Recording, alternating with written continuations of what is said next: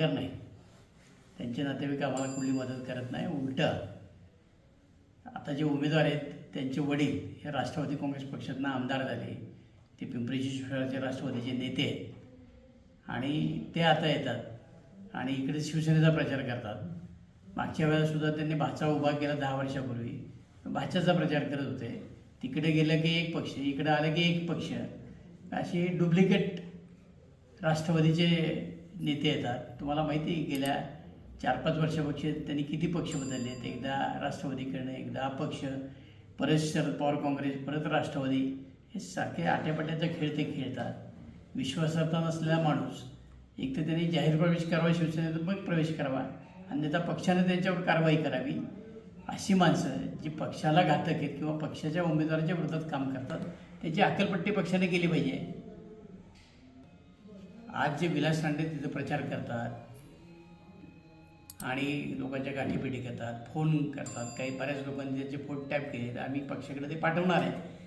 किंवा हा जर राष्ट्रवादीचा नेता स्वतःला समजतो तर हा अशा प्रकारचं काम कसा करू शकतो?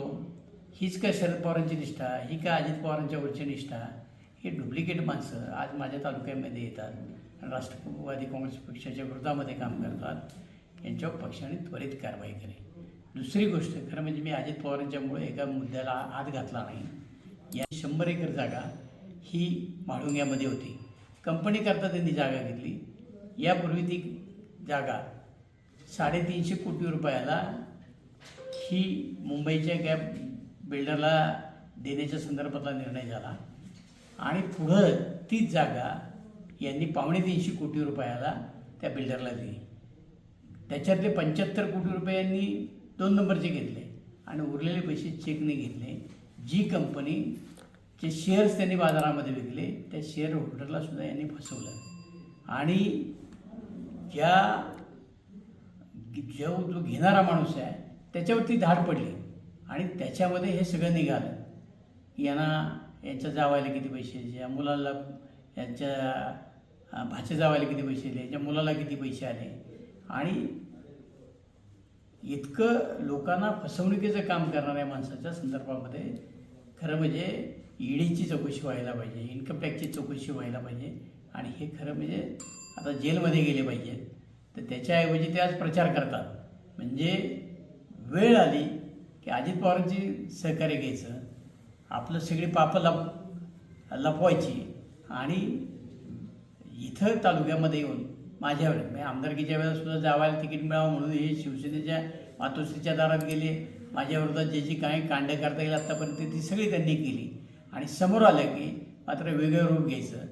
असा हा माणूस, त्याच्यावर त्वरित कारवाई झाली पाहिजे पक्षानं, एवढीच माझी विनंती राहणार आहे. राजकारणामध्ये जर काम सांगायला नसलं तर टीकाच करतात लोक, त्याच्या दुसरं लोक धंदा करत नाही.